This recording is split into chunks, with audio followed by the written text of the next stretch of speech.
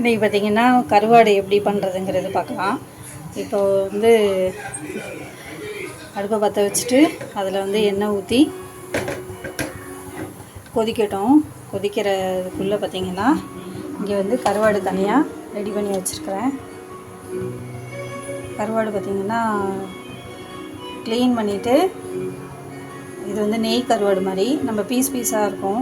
அந்த இதை வந்து க்ளீன் பண்ணி சின்ன சின்ன பொடிசாக ரெடி பண்ணி வச்சுருக்கேன். அடுத்தது இங்கே பார்த்திங்கன்னா சின்ன வெங்காயம் வந்து பொடிசாக கட் பண்ணி ரெடி பண்ணி வச்சுருக்கிறேன். இப்போ வந்து எண்ணெய் கொதிக்கிறதுல பார்த்திங்கன்னா இந்த வெங்காயத்தை சேர்த்துக்கலாம்.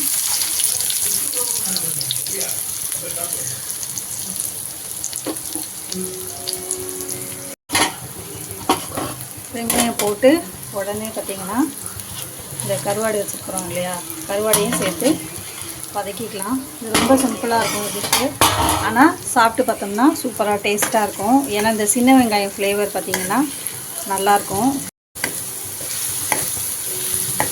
இந்த டேஸ்ட்டு பார்த்திங்கன்னா அந்த வெங்காயத்தில் இறங்கிடும். நல்லா வெங்காயமும் கருவாடும் பார்த்திங்கன்னா நல்லா மிக்ஸ் ஆகி அந்த எண்ணெய் தனியாக பிரிஞ்சு வரணும். அது வரைக்கும் நம்ம இது மாதிரி ஸ்லோவில் வச்சுக்கோங்க. ஸ்லோவில் வச்சு வதக்கிக்கிட்டே வரணும்.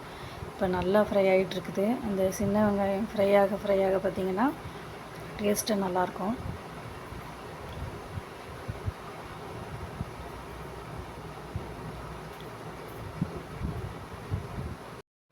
இப்போ அடுத்தது பார்த்திங்கன்னா தண்ணி சேர்த்துக்கலாம். தண்ணி சேர்த்து தண்ணி நல்லா கொதிச்சதுக்கப்புறமேட்டு மிளகாத்தூள் 1 ஸ்பூன் சேர்த்துருக்குறேன். நல்லா கிளறி விடணும். இப்போ மறுபடியும் என்ன ஆகும்னா இந்த கருவாடு வெங்காயம் எல்லாம் மிக்ஸ் ஆகி அந்த எண்ணெய் மறுபடியும் நல்லா பிரிஞ்சு வரணும். பிரிஞ்சு வர அது வதக்க பார்த்திங்கன்னா நல்லாயிருக்கும். கருவாடு பார்த்திங்கன்னா வெயில் நாளில் அதிகமாக சேர்த்துக்கோங்க. ஏன்னா கருவாடை பொறுத்த வரைக்கும் இது வந்து சாப்பிட்டா நம்மளோட உடம்பு வந்து குளிர்ச்சியாக ஆகும். அதனால தான் இது வந்து வெயில் நாளில் அதிகமாக சேர்த்துக்கணும். அம்மா போடுறவங்கெல்லாம் கருவாடு அதிகமாக சேர்த்துக்கணும். இது வந்து டயட்டு ஃபாலோ பண்ணுறவங்களும் கருவாடு சாப்பிட்லாம். ஏன்னா இப்போ நம்ம ஒரு நாளைக்கு நம்மளுக்கு வந்து ப்ரோட்டீன் பார்த்திங்கன்னா நம்ம வந்து 60 kg இருந்தோன்னா 60 கிராம் வந்து ப்ரோட்டீன் நம்ம சாப்பிட்ணும்.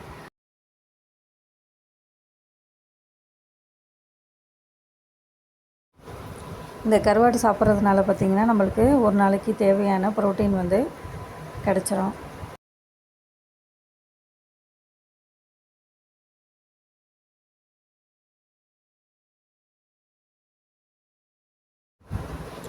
வெங்காயம் பார்த்திங்கன்னா உப்பு அதிகமாக, கருவாடு வந்து உப்பு அதிகமாக இருந்தது அப்படின்னா வெங்காயம் பார்த்திங்கன்னா வெங்காயத்தோட அளவை வந்து நீங்கள் அதிகமாக்கிக்கலாம். அதனால் டேஸ்ட்டு பார்த்திங்கன்னா எந்த டிஃப்ரென்ஸும் வராது. இன்னும் உடம்புக்கு நல்லது தான்.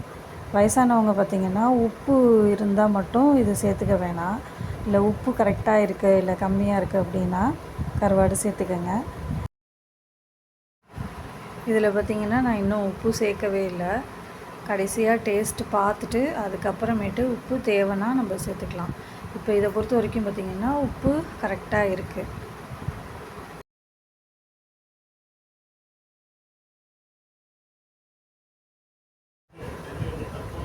உப்பு அதிகமாக சேர்த்துக்கிட்டா ப்ரெஷர் ஏறும். அதனால தான் வயசானவங்க சேர்த்துக்க வேண்டாம்னு சொல்கிறது.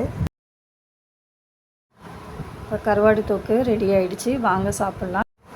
வாரத்துக்கு 2 தடவை கண்டிப்பாக வீட்டில் ட்ரை பண்ணி செஞ்சு சாப்பிடுங்க. டேஸ்ட் பண்ணிவிட்டு எப்படி இருக்குங்கிறத எனக்கு சொல்லுங்கள். தேங்க்ஸ் ஃபார் வாட்சிங். என்னோடய சேனலை சப்ஸ்கிரைப் பண்ணதுக்கு தேங்க்ஸ்.